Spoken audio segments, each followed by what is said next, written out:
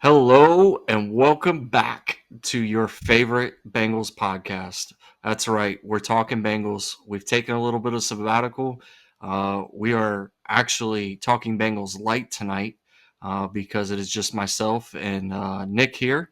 Our other two counterparts got a couple things going on in their life, um, as we all have. Right, we just kind of go through life as it is. There's going to be some upcoming changes, some upcoming different sceneries, if you will.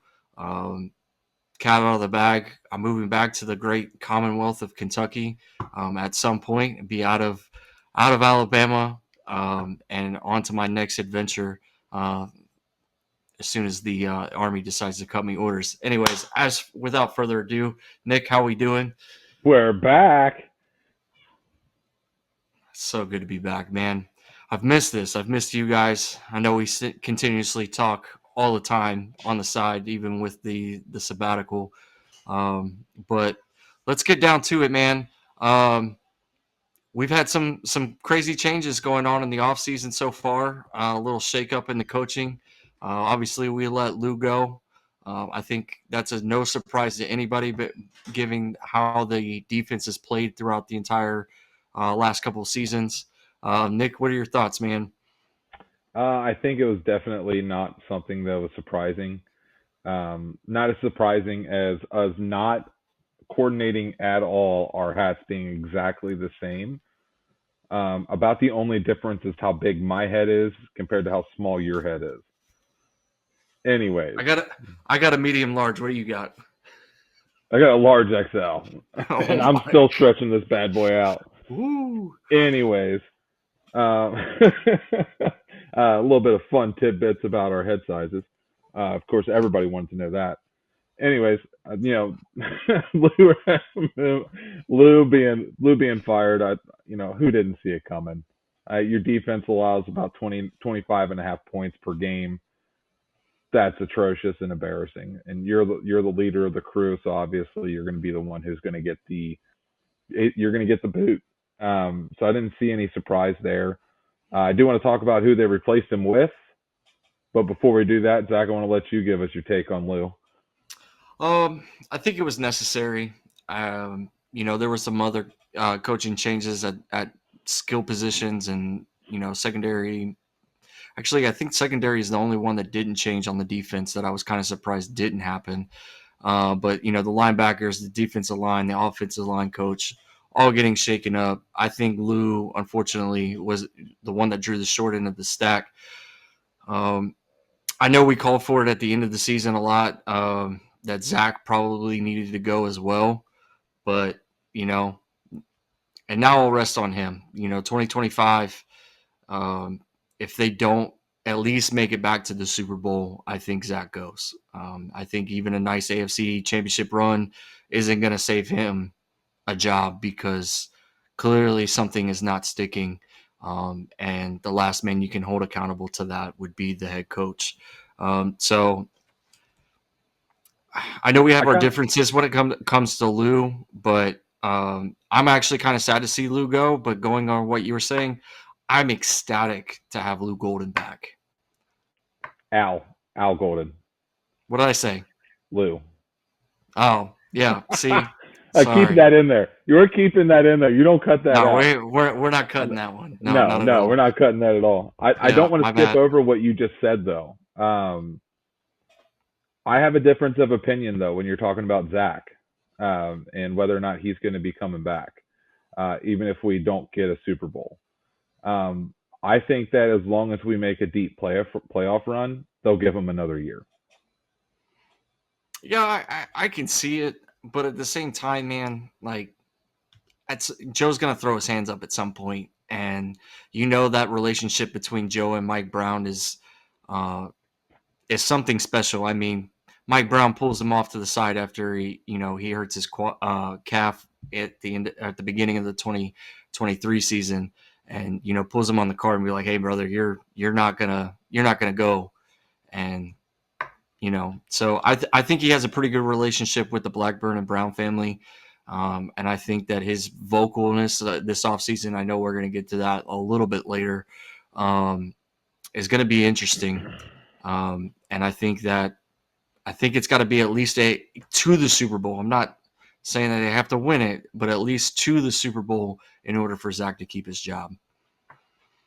I think you have an argument there, but at the same token, I think that the Brown family and Blackburns are gonna keep Zach Taylor around because of Zach's relationship with Joe Burrow.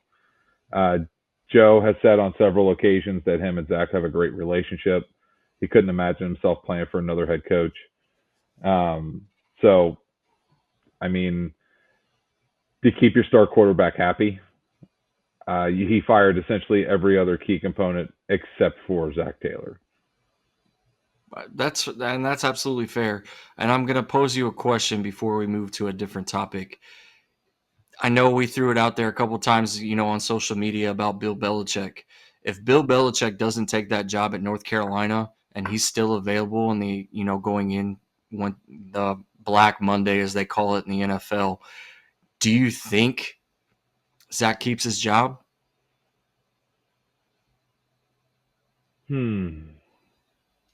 I don't know. I don't know that Zach Taylor keeps his job, but I do know that Bill Belichick would have been an upgrade. Oh, 100%. I know that the man's 77 or 76 or something crazy like that, but he still has proven himself to be a leader and a winner. He knows how to um, get guys ready, how to scheme properly defensively. I remember I know Casey doesn't like us talking Rebels, but I remember back in our Boone County days of the workshops of Nick Saban and Bill Belichick and Coach Thompson and the guys going down there and being a part of those and just listening to them talk about defensive schemes and the time that he actually walked over to the offensive scheme. I think that was 2007.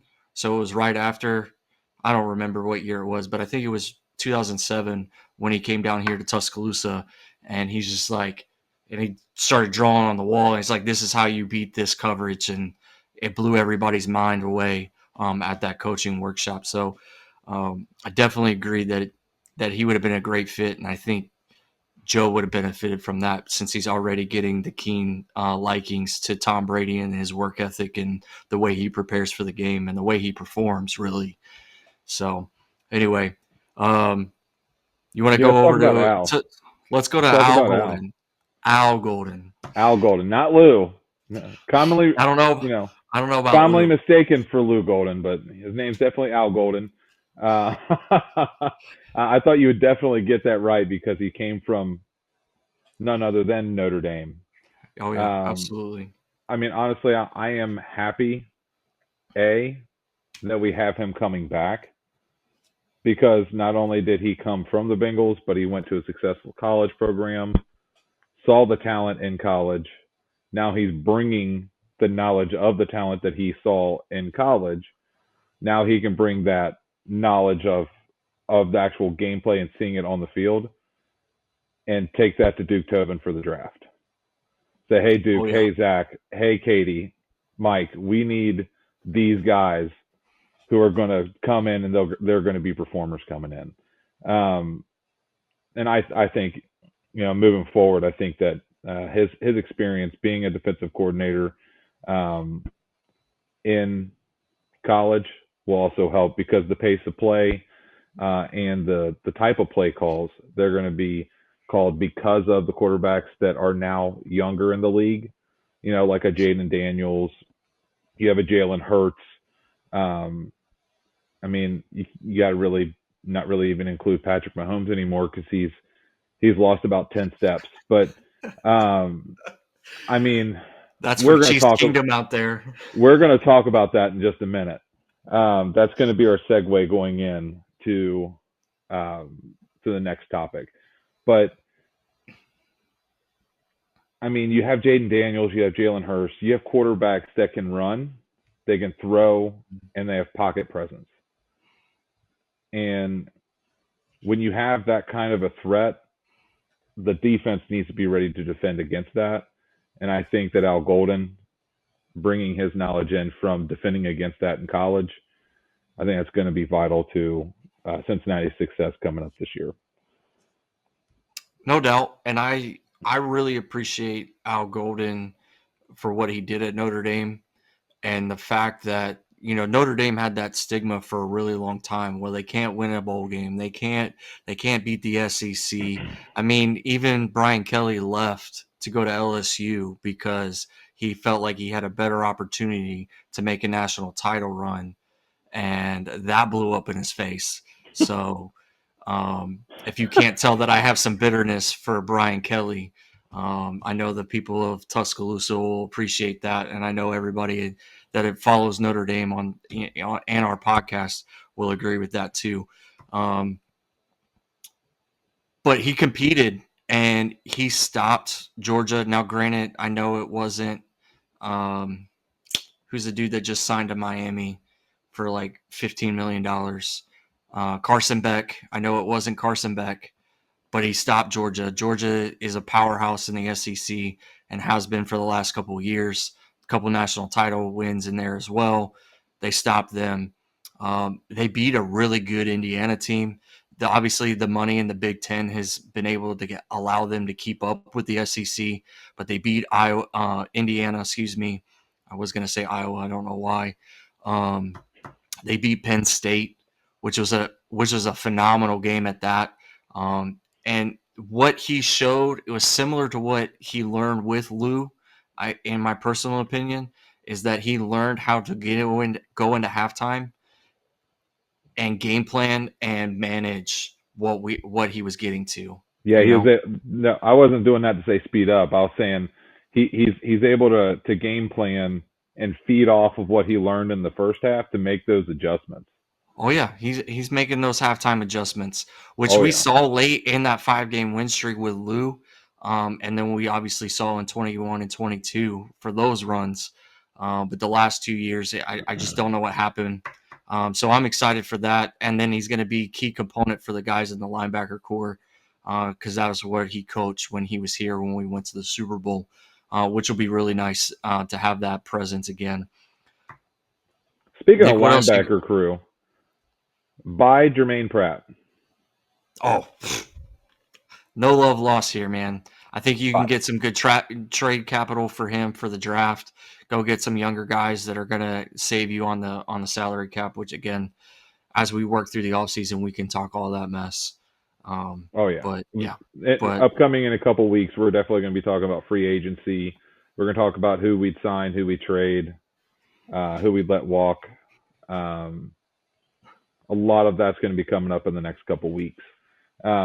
Now, going forward, I think the main topic that everybody's been talking about is the Jamar Chase, T. Higgins, Trey Hendrickson, Mikey G. What are the Bengals doing?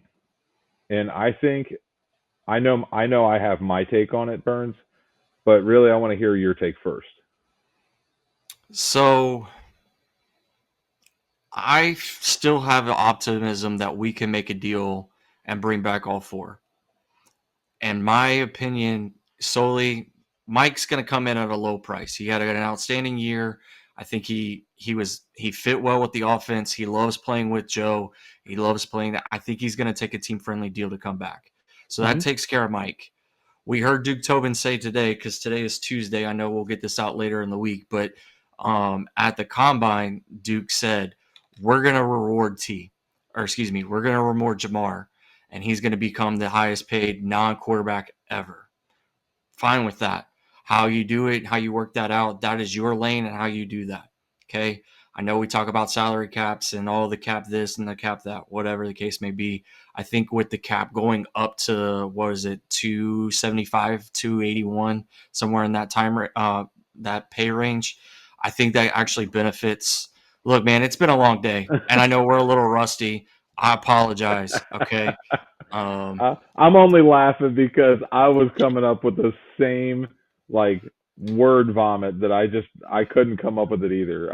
What is it he's trying to say? I'm just kerfuffled the way you are too. So we're a little rusty. We had about 4 weeks off, 4 or 5 weeks off. We're fresh, baby. It's like green behind the ears again. Um, but anyway, so Jamar's going to get paid. He's going to get paid handsomely, and then obviously that leaves you trying to find ways to pay T and keep him, and then Trey. I know that you probably feel a certain way about Trey, but I think that they're going to make a way to make a deal for T, and then I think Trey's going to find a way to make a deal, and I think it's going to be on the back end or signing bonuses and things like that.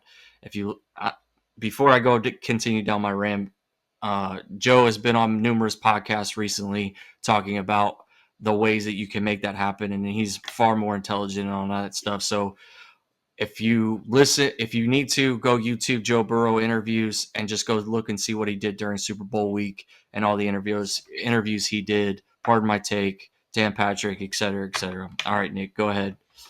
Yeah, I mean Joe Burrow, restructuring his deal, I think is going to free up a lot of the cap space at the front end hit to allow Jamar Chase to get his deal. And then I think that restructuring Joe Burrow's deal is also going to free up on the back end a long-term deal for T. Higgins. That's going to allow the Bengals to then be able to pay Trey Hendrickson what he needs to be paid to keep him happy, while also being able to bring in threats from the edge, threats at defensive back, and also hopefully to God we get a left guard that can block, and our O line would be halfway decent. I mean, let's just be honest. Our left guard, it wasn't even just a weak spot; it was our Achilles tendon. Really, both. It was really both. I It mean, was Zach so Kappa bad. was at the bottom and at the grading as well. Um, and I Yeah, don't but want to change the subject Kappa yet, but Kappa can Kappa can perform. It's a lot easier to perform when you have the other side performing too, right. right? When you look really bad when the other side's looking even worse. It's really an ebb and flow, really kind of yin and yang balancing each other out. Because then not only if you have a left guard who can block, your right guard can get some help if he needs help, For sure. or your left guard can get the help if he needs help. So it's an ebb and flow. But anyways, T. Higgins, I think he signs a long-term deal. I think he's probably looking at maybe like a 6-year deal. Everything kind of spread out. I think Jamar Chase is going to get more front-loaded, kind of more of a hit to the cap this year. And I think that's the reason why they franchised T, because they wanted to say, hey, T, look, we're going to get you a deal. We want just nobody to worry about you going anywhere. So that way everybody gets off our back while we're working on this deal with Joe, or with between Joe and Jamar, restructuring Joe, getting Jamar his payday, and then we're going to get you yours. Trey, take a breath. You're getting yours too. Just hold on, right? And I think the hard part is that you have Mike Brown and the Blackburns. They're one of the few family-owned teams in the league, right? So the hard part of giving that front end cap space is that they have to have the money surety. It has to be set aside to cover the front load.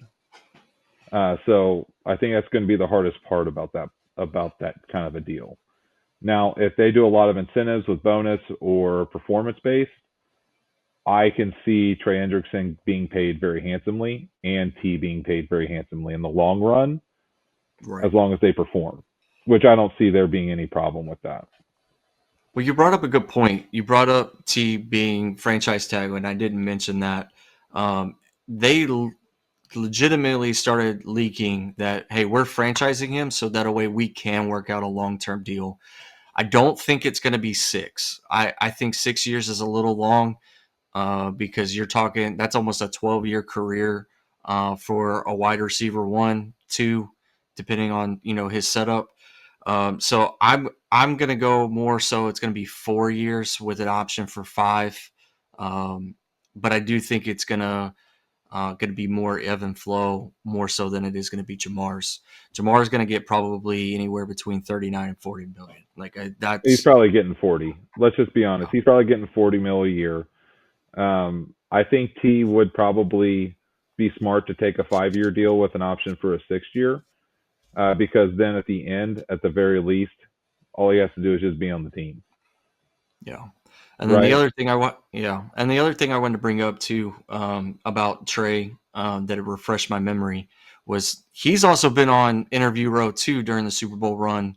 And I know I sent you that link to the podcast. I don't know if you got to Hmm. listen to his interview, but what a professional, man. Like that dude has handled this whole situation from last season to the whole ordeal to going into this offseason. He's like, look, I don't want to be a distraction. I want to get paid, or I at least want to set up the Bengals to at least win a Super Bowl with or without me. And kudos to him, because a lot of guys would just be like, nah, this is about me. And that's not been his mindset. He gives, all the glory to God in every circumstance and situation. And he's, I don't want to use the word class act because I feel like that's like cliche in the sporting world, but like the man's a professional, and you couldn't ask for a better human being. So good on I want to Trey. jump on that. I want to jump on Okay, that, Zach. go for it. How often do you hear any professional athlete put the team above himself?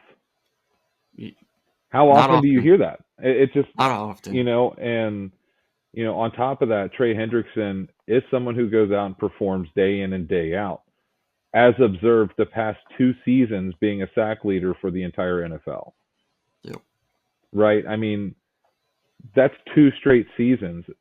And then on top of that, his performance from the year he came in and we went to the Super Bowl all the way through this year, he has been a top performer Yeah.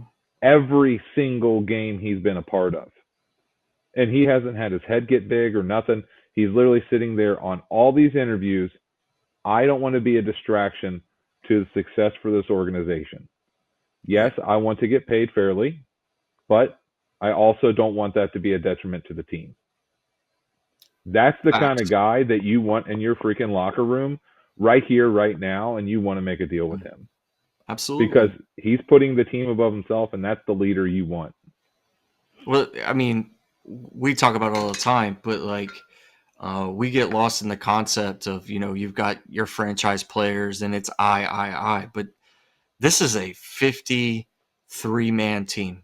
Everybody plays a role. Everybody has responsibilities. Even the practice squad guys to cap it out to 75. All 75 of those individuals have a job, and it's like, look, it's not just me, it's everybody. Mm-hmm. He's like, I'm just lucky to be the one to actually be able to get to the quarterback, or cause a disruption in whatever scheme that he's drawn up in, whether it's dropping back in zone, which doesn't happen often, or whatever the case may be. So yeah, man, you can't say enough nice things about Trey, and the fact that he even says, like, he talks about the Bengals took a chance on me. I didn't have a career year when I was in New Orleans, when I got drafted out of FAU. You know, I came out of a high school that produced the Warren Sapps and a couple other guys that were predominant defensive linemen.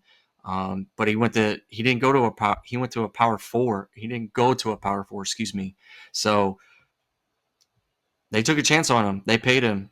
Carl Lawson was the individual that he lost, or that he replaced, and they paid him an extra $1 million to go get Trey.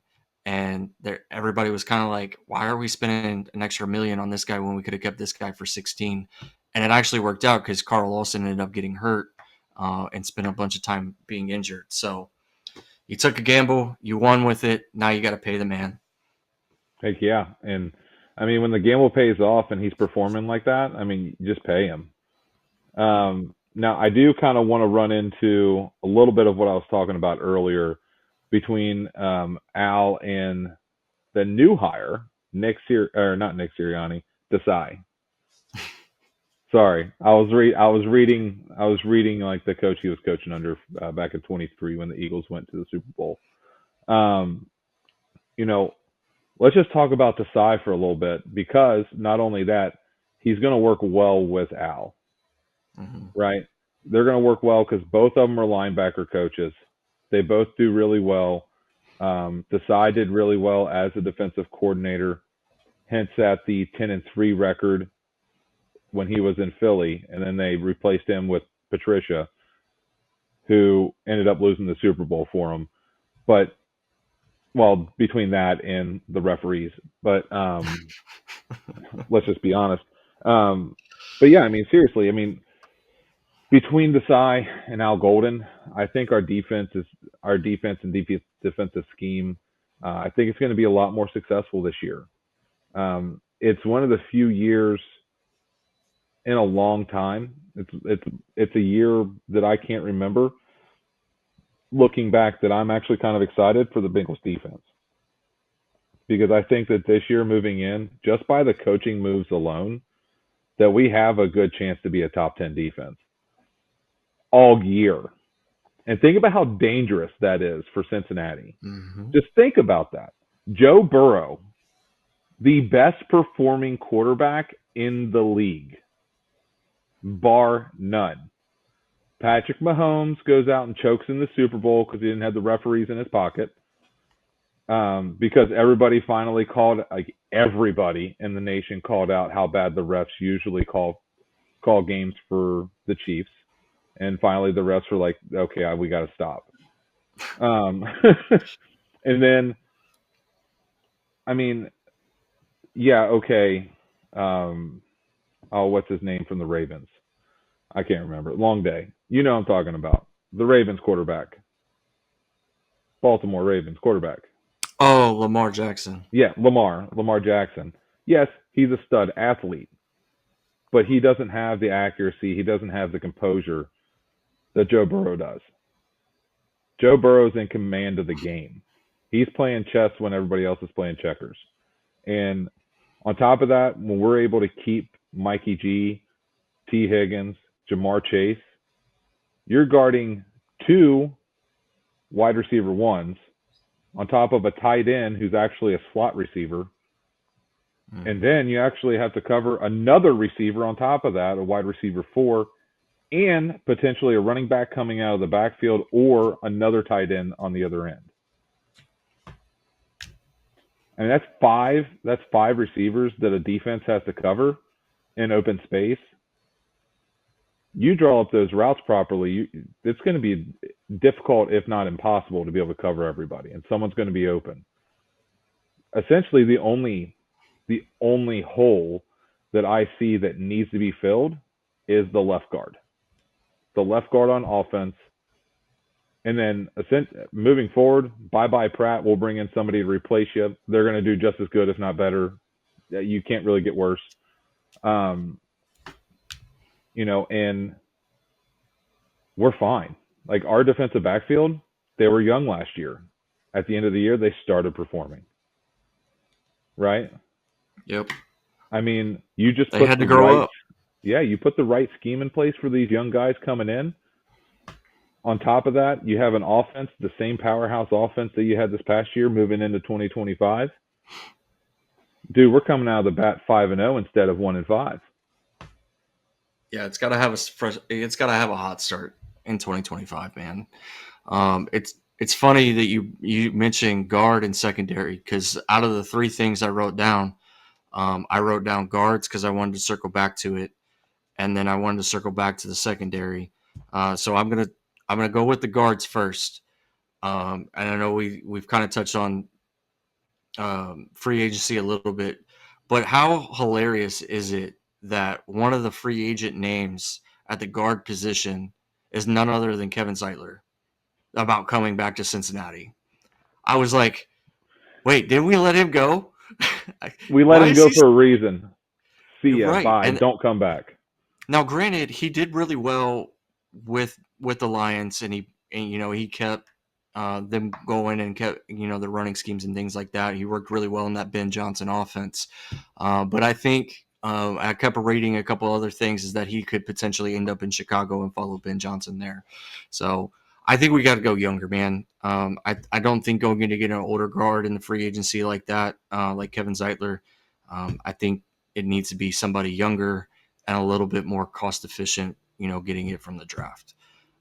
Now going to the secondary thing that I wrote down, you mentioned Al Golden coming back and leading that defense and to that national championship run is give me Xavier Watts to put in that secondary any day of the week. You got zero back there, bro. he's going to be great. I think he's going to be a great secondary player. Um, Where's he he coming might. from? He's at Notre Dame, Okay. so yeah, I would love to have Xavier Watts in the Bengals secondary. Um, Anything you want to touch on in the secondary before we kind of go to a different topic? Not so much secondary. I do want to go back to the guard position because Okay. I'm going to agree with you that I think we need to go younger, more cost efficient, and I think that you do that in the draft. I don't think we do that in the top two picks. I think top two picks need to be either an edge rusher Yeah, and or secondary, Xavier Watts. I I think agree that I think that that is a no brainer. I think that, as soon as we sign Trey Hendrickson, our main purpose is to find somebody who can complement him on the other side to free him up. for sure. Because that's But not only going to help Trey, but that's also going to help the guy coming in. something again because you said complimentary Trey. Have you been watching the stuff with JJ Watt and his team out in Europe? Let's be honest, okay? Yes, he bought a $4 million mansion in Cincinnati. Okay, it's a beautiful house. I can't blame him for wanting to live where he bought that house. If you're not familiar with the area, it's gorgeous. There's a reason why it's a $4 million mansion. Let's just put it that way. Yeah, Now, if he has anything to do with the Bengals and he somehow comes back to Cincinnati and decides that they decide that they're going to have him going for the other end, got to do it friendly. Got to do Oh, it team friendly. 5 million cap. five Tops. million cap. Tops. I was going to Tops. say three.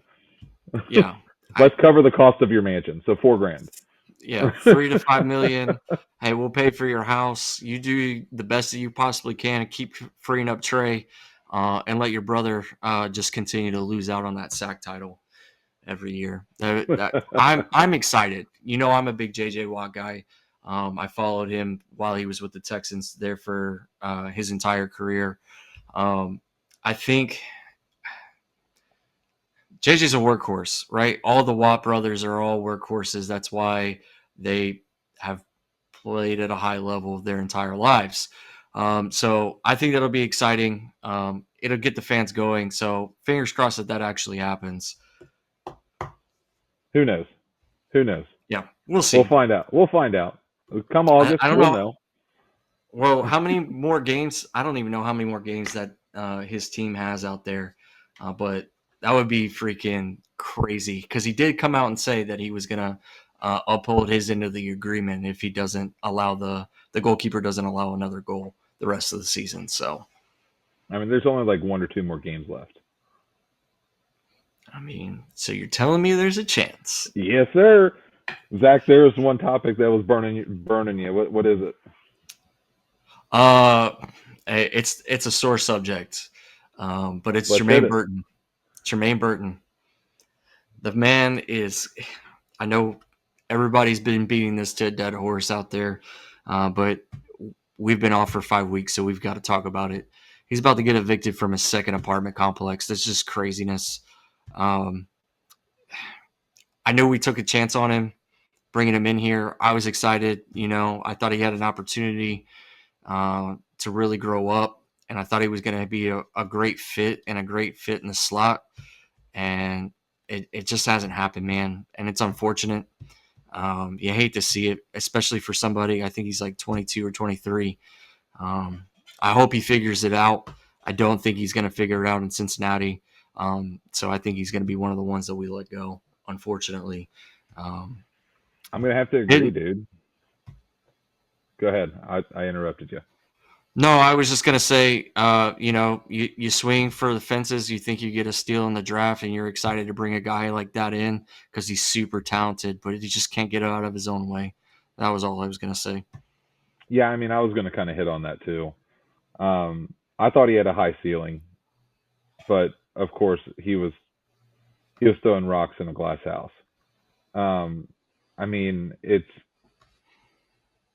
was a big risk bringing him in, knowing he had attitude and having a hard time getting out of his own way in college. Um, Showing early on in the season some problems coming in, and then all of a sudden now in the early off season, shortly after the playoffs, gets evicted, gets into an issue with a girl, um, you know, alleging alleging things against him. I don't know how far that went. Um, I mean, just a lot of bad press, but also a lot of issues coming into his way. I think it's going to be a huge distraction if the Bengals keep him, and I see them dropping him quickly. Um, Now I do hope the best for the man. Never wish Yeah. anybody any ill will. I think that he can get out of his way. I think he can get out of his own way and be successful in the NFL. But I think he needs to find the right guy to be a mentor for him.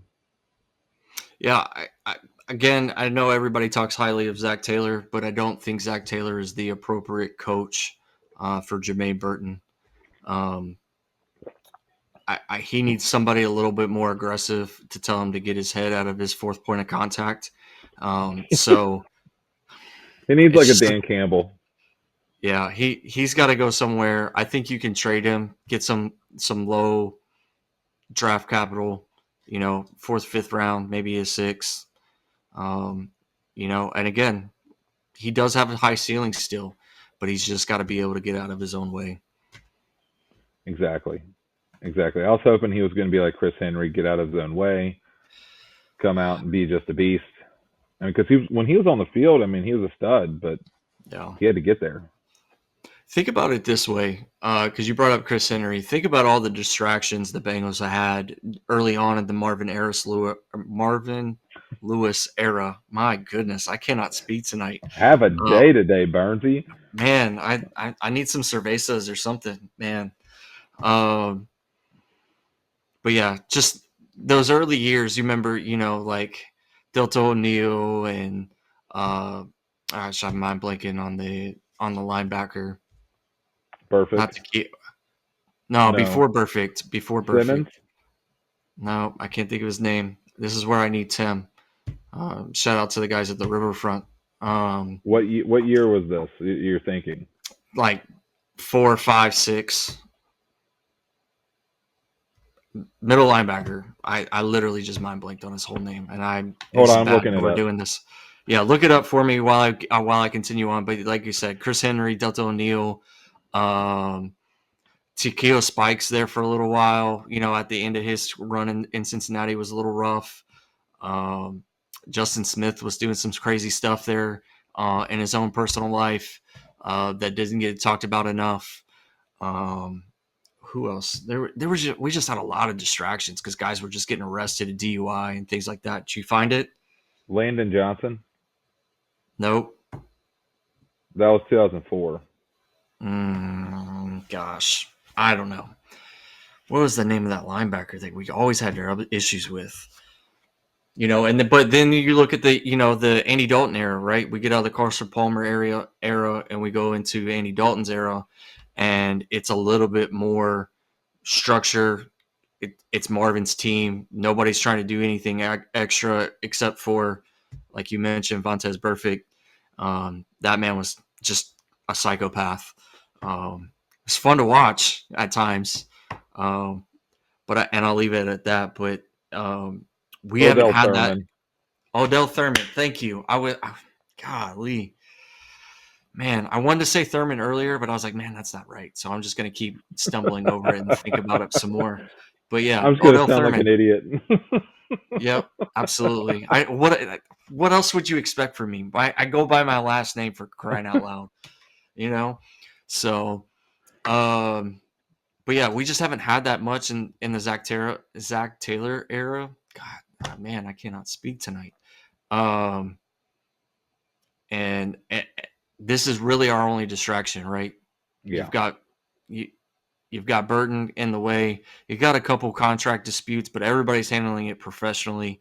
Again, it goes back to that team concept. There's only one individual that thinks it's about them, and the world revolves around them, and that's Burton. Everybody else on the team has seemed to be team concept, team mindset. Absolutely, absolutely. Um, I hope the best for Jermaine Burton, but it's not going to be in Cincinnati. All right. And like you were saying, dude, like you were saying, get some draft capital from him. You know, hopefully he goes to like a Dan Campbell or one of the more objectively honest coaches, more I direct, wanted the more right. direct approach. I wanted to say he should go to the Raiders since they brought in Pete Carroll. Because he knows how to deal with big personalities like that.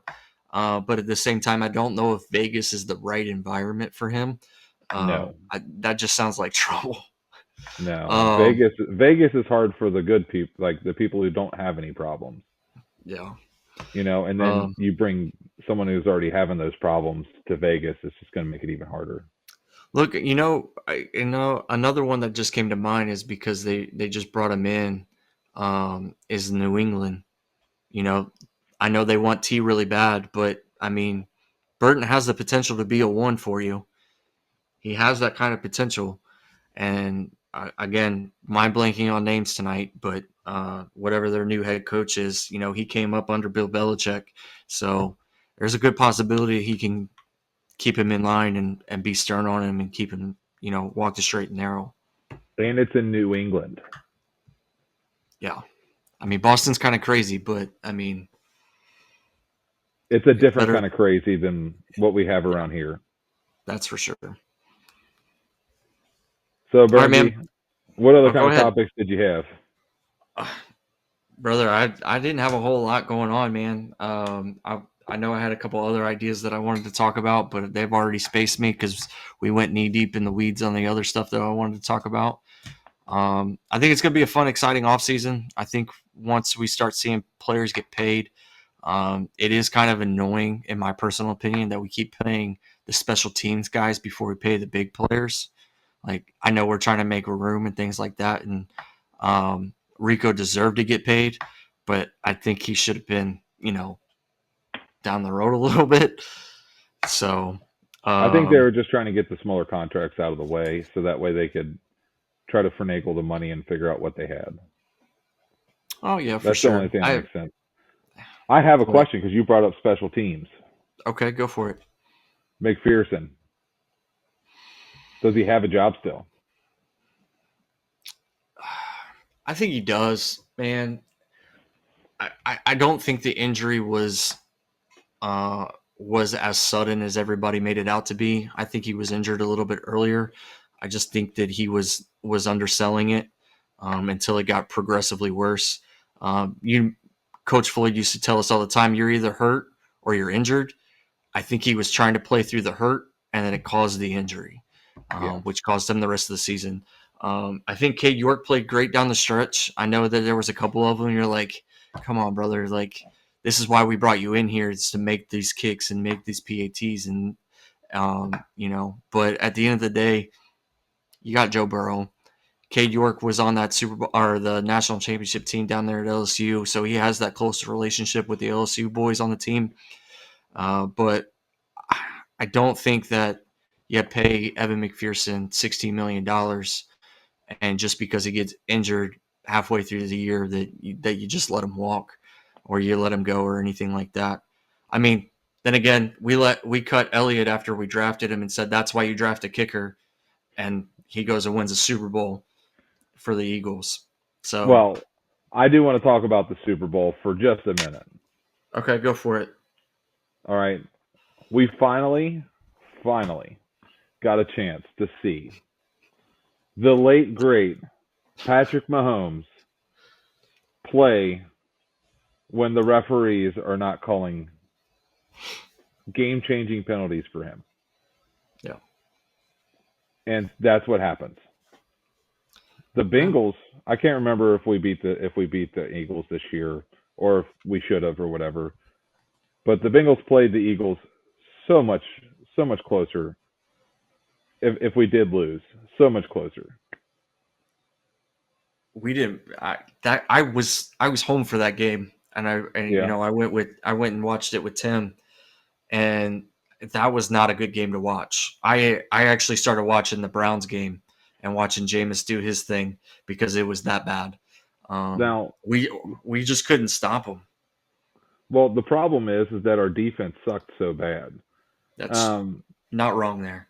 yeah, I mean, and we kept on playing, that that crappy zone where we just the soft zone. I'm gonna call it a soft zone the rest of my life. I can't remember exactly what the actual terminology for it is, but I mean, literally, we were just dropping people back in an area and covering areas when we have guys in our defensive backfield that can cover one on one. Yeah. Like, and that was just idiotic. And then we didn't have anybody spying Jalen Hurts. No. And then on top of that, I mean, the Well, Chiefs, they I don't think that they even deserve to be there. I didn't even think that they deserved to be in the playoffs. Most of their games that were decided by one score, they should have lost because the penalties that were called against them or called that changed the game in their favor should have never been called. don't disagree with you there. Now, the other thing about the Eagles too is that they exploited our weakness. When you get down to the goal line, what was our one weakness, especially in that game Can't and stop that the point in run. the season? Not only could we not stop the run, we couldn't stop it at the interior line because Sheldon Rakins had viral meningitis. You had, I think B.J. Hill was injured that game as well. So you're playing Miles Murphy, who has been, a lack of a better term, a bust, or at least hasn't played to his potential yet. Um, Now going back over to the Kansas City side, and specifically Patrick Mahomes, I just pulled up his stats. Right, he got drafted in 2017. He threw for 3,928, 26 touchdowns, and 11 interceptions. That's for the season. I didn't look at the postseason. Those are actually career lows for him outside of when he played a couple games in the his rookie season. 18 over 5,000, 19 over 4,000, 2020 4,700, 21 4,800, 22 5,200, 23 4,100. So you're telling me that that man had a career low and still magically found a way to get to the Super Bowl? Come on. That's that doesn't happen. Joe Burrow had way better stats. Lamar Jackson had better stats. Josh Allen had better stats. All three of those quarterbacks deserve to be in the Super Bowl over the Kansas City Chiefs and Patrick Mahomes, in my personal opinion. Now, granted, like we talked about, it's a whole team concept, but when you add an additional 6 players to your team that wear black and white throughout an entire game, that changes things for you because you can't beat 17 against 11. You just can't. Especially when the 6 players are calling the game in your favor at huge pivotal points in the game. I mean, look at it. What did we count? I think we counted like 6 or 7 games this year that they were one call games that they should have lost that they didn't lose. Um, And it was because of the penalties that were called. yep, exactly. Now, Or the lack of a penalty that should have been called that wasn't. Like yeah. their left tackle constantly Oh, constantly he was beat every chokeholding play. everybody he blocks. He's chokeholding them. He's literally got them with his arm around their neck, just holding them back or block or pushing them from behind or literally grabbing onto their shoulder pads and pulling them to the ground. And he gets Oh yeah, called for what, one, maybe two every so often. yeah, I mean, that's awful. yeah. That's awful. Any of the Bengals players do anything close to that, and it's being called. I Yep. mean, heck, Joe Burrow gets freaking rocked 4 seconds after he threw the ball, and there's still not a penalty. How many times did we look at Joe Burrow on the ground and just go, if that was Patrick Mahomes, that would have been a called? Yeah, I mean, there was a play where Patrick Mahomes slid, didn't even get hit. The two defenders hit The each Texans other. game. Yeah, the Texans Yeah, game. They hit head to head, yeah, and they should he have didn't never get won the hit. Texas game. They should have never won the Texans game. Yeah, They shouldn't have it's even just made it out of the crazy. first round. I'm hoping for more accountability from the officiating crews this year. That's a key. That's a key thing that I'm looking forward to. And I think they need to investigate these refs and their sports betting. I think that has a lot to play. I think they're saving games. I think we're getting a late '90s, late '90s, early 2000s point shaving games kind of thing, like you were getting from the NBA. Yeah, I mean they're covering spreads. So I mean not only that, but I mean the players. You know, I mean how do you always cover the spread? yeah. You know Well, that's not Patrick, good. yeah, and going back to Patrick Mahomes in the Super Bowl because I know we were still talking about that, but like before the last 6.5 minutes, he had a terrible game. He played absolutely terrible, and that's why what was it, 40-0 before it was 40-3, and then he started padding his stats to try to get him back in the game, and we call that in the regular season or in fantasy football garbage time fantasy points. Like that's all they're doing. They're padding their stats to get him up. But like, dude, it was just crazy the difference because Philadelphia, I wanted to say Kansas City. Philadelphia wasn't playing anything different than they've played all year. I've watched a couple of their games this year, and it's literally the exact same stuff every single game. You give the ball to Saquon, you let Jalen get it loose, you throw it to Devontae Smith, or you give it to A.J. Brown. One of those five guys has the ball, and they have a fantastic offensive line. So, I I just have to say props to Jalen Hurts. yeah, Right, Jalen Hurts, the Philadelphia Eagles, their defense was phenomenal this year. Um, great defense. kudos to them. On top of that, Saquon Barkley, I'm gonna throw it out there. One hell of a year. That's our one. He's just had one heck of a year, dude. And like the dominance that he showed as a running back, I think that Chase Brown can show that moving forward. Oh, yeah. Be- Zach Brown talked about, or Zach Brown. Oh my God, Zach Sack Down Taylor. Band. Let me grab my.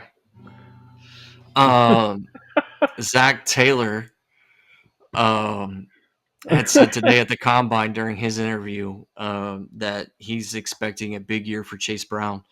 I think he's going to have a career year. He's proved that he can be the RB1, and I think if you bring back Herbert, I think you got a good spell there.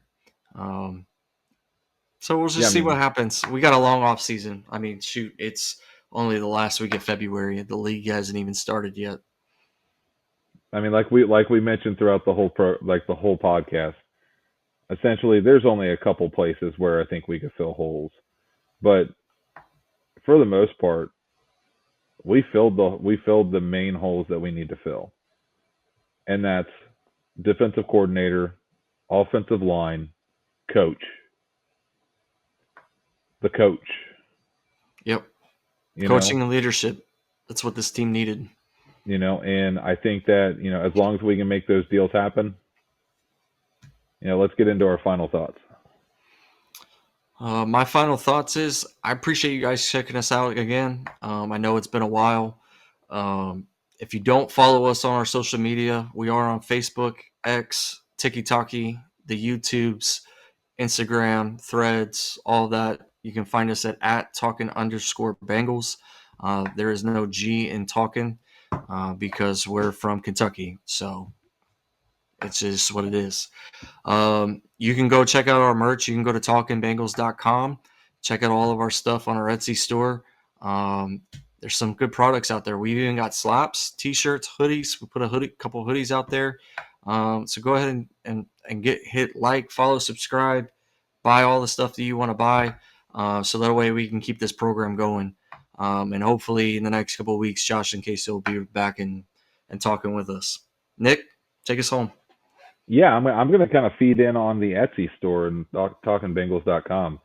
Um, Something that Casey and I were talking about just the other day. We're gonna be pulling the hoodies and the winter wear soon, most likely within the next few weeks because we're coming into the spring and the summer. So if you're looking for a good hoodie, if you're looking for anything like that, check it out. Might not be there very long. Something I'm probably going to be looking into putting some more hoodies back up closer to football season, but not when we're going towards summer and springtime. Hold on. You guys are getting a false spring in Northern Kentucky and Cincinnati right now. In Alabama, it makes sense to pull it, but like you I'm got a saying, you got a false spring. You still got second. You got second winter still and third winter to come. Right? look, It'll be cold on opening day. we're saying in about a month, right? We're looking at about a month, right? Right around when March turns into April. That's when we start seeing the real spring happen. And that's when we're going to be really looking into, starting to pull the hoodies to start making way for um, new ideas for shirts and for slaps and some other topics there. So final thoughts. Check us out. Like Zach said, all of our socials, talkin_Bengals. Check out our webpage, talkinbengals.com. Follow us, subscribe to us on the YouTube, share, comment, interact with us. We'd like to be able to interact with you guys. And peace. Hoo day. Who they